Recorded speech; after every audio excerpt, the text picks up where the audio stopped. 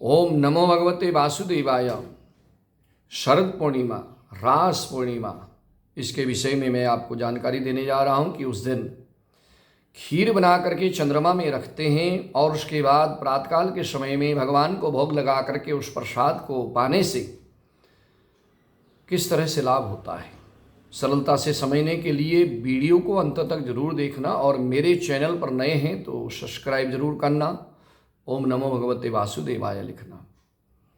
शरद पूर्णिमा, रास पूर्णिमा, आश्विन मास में जो पूर्णमासी आती है उसको शरद पूर्णिमा कहते हैं, रास पूर्णिमा कहते हैं, क्योंकि इसी दिन भगवान ने रास लीला रचाई थी। रासलीला में बहुत सभी देवी देवता अनेकों रूप लेकर के भगवान के उस रास लीला में शामिल होने आए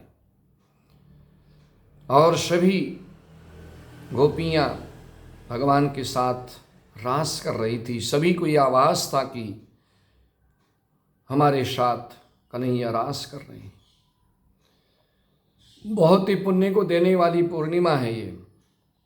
इस दिन चंद्रमा 16 कलाओं से संपूर्ण होकर के अमृत की वर्षा करते हैं। जब रास लीला हो रही थी तो चंद्रमा ने अमृत की वर्षा की थी।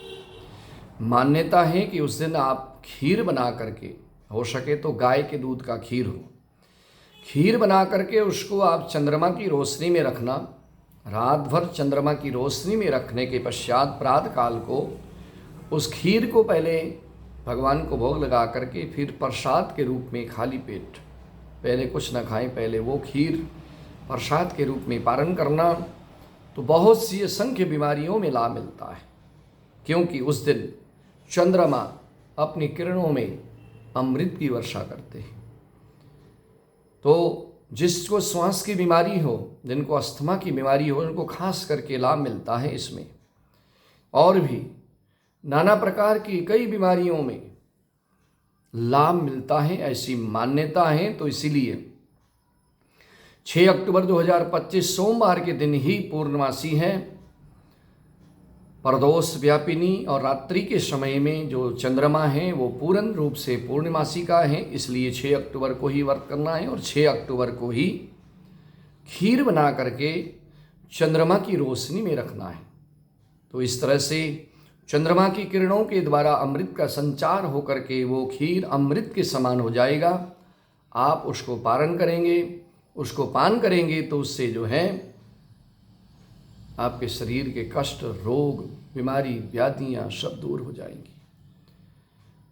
चंद्रमा की रोशनी में रखे हुए खीर को पाने से, उसका पान करने से जिनका मन अशांत रहता है, नेगेटिविटी आती है, उसको भी उससे लाभ मिलेगा, फायदा होगा। तो उस दिन आप खीर बना करके, गाय के दूध का खीर हो तो अति उत्तम होता है, संभव हो तो गाय के खीर का बनाइए, गाय के दूध का, और उसको आप चंद्रमा की रोशनी में रख करके अगले दिन भगवान को भोग लगा करके पाएं। उससे जो है आपके शारीरिक कष्ट, रोग, बीमारियों में आपको बहुत लाभ मिलेगा। जय श्री कृष्ण।